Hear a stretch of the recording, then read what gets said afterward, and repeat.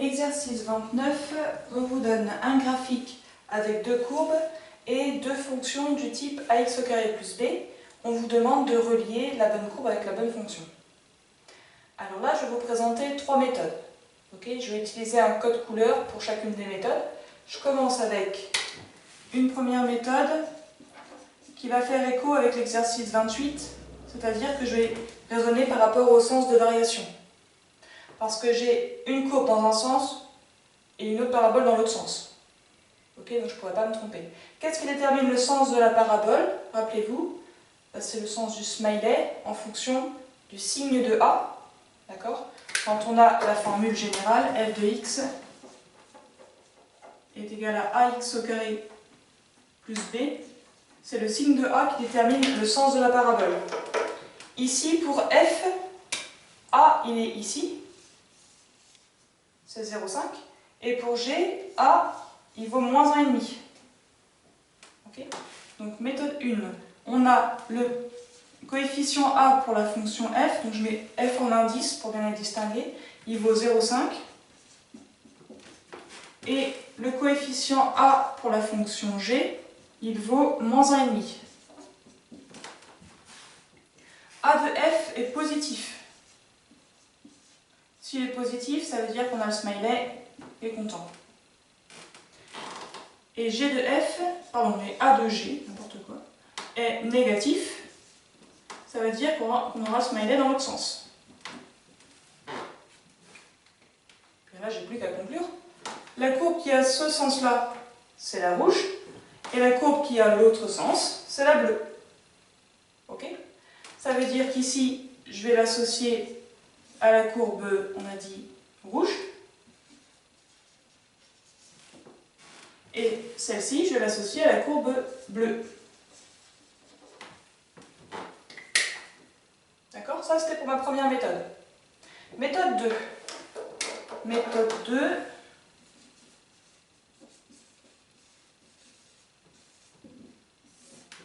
Je travaille avec la valeur de B.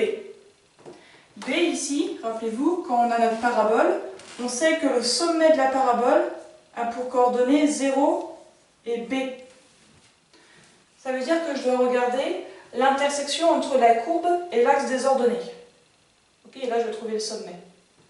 Par rapport à f, la valeur de b, je la lis ici, elle vaut moins 1,5. Donc, le coefficient b pour la fonction f vaut moins 1,5, alors que le coefficient b pour la fonction g, il est là, il vaut 2,5.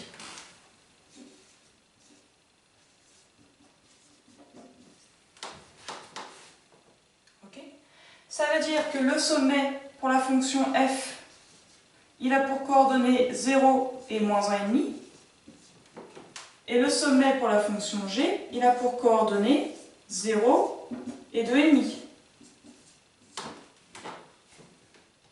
Si je regarde maintenant les sommets des deux courbes proposées, la courbe en rouge, son sommet il est ici, on est à moins 1,5. Alors que la courbe en bleu, le sommet il est là, à 2,5.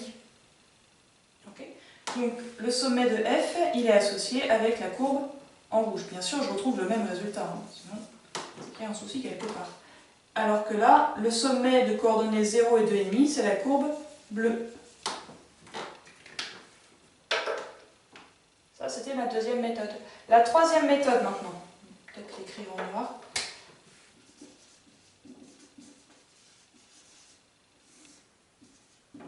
La troisième méthode, c'est je choisis une valeur pour x.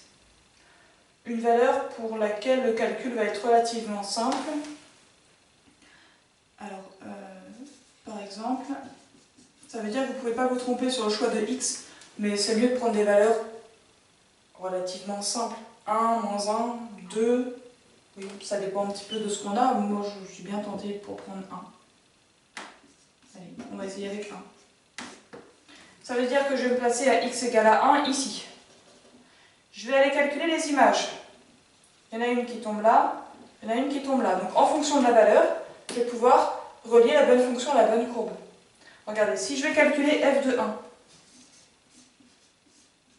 f de 1, je reprends cette formule, je remplace x par 1. Ça fait 0,5 fois 1 au carré. moins 1,5. 1 au carré, 1 fois 1, 1. Ok. 0,5 fois 1, ben 0,5. Bon. Ça veut dire que ça fait 0,5 moins 1,5. 0,5 moins 1,5, j'arrive à moins 1. Ok. Quand je calcule f de 1, je trouve moins 1, ça veut dire que la courbe de f, elle va passer par le point A de coordonnées 1 et moins 1. Si je vais calculer g de 1 maintenant, je reprends la formule, je remplace x par 1, ça fait moins 1,5 fois 1 au carré plus 2,5. 1 au carré, ça fait 1, donc ça va faire moins 1,5 plus 2,5. Moins 1,5 plus 2,5, j'arrive à 1. Donc la courbe associée à la fonction g passera par le point B de coordonnées 1 et 1.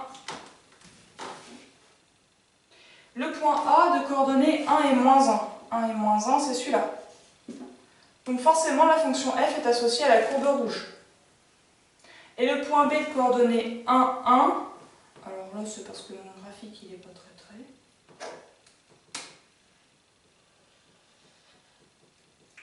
À peu près. Il est ici. Okay. Donc forcément, la fonction g est associée avec la courbe bleue. Bon, là, j'ai plus trop de place, mais je pense que vous avez bien compris. Donc finalement, la fonction f, elle est avec la courbe rouge. Et la fonction g, elle est avec la courbe bleue. Alors, en pratique, vous n'avez pas besoin de maîtriser toutes les méthodes. Ce qui est important, c'est que vous en maîtrisiez une. Okay, et puis que vous sachiez la pratiquer, je ne vais pas dire sans réfléchir, mais en tout cas de manière semi-automatique, on va dire. Et puis, c'était l'occasion de vous montrer que les trois méthodes peuvent se faire de manière complètement indépendante, d'accord ? Et éviter de faire un bout de méthode 1 avec un bout de méthode 2 et de cafouiller. En fait, avec soit A, soit B, soit un calcul avec un X, on s'en sort pour tout l'exercice. Donc choisissez une méthode et puis continuez avec celle-ci tout le temps. Comme ça, vous ne vous embrouillez pas.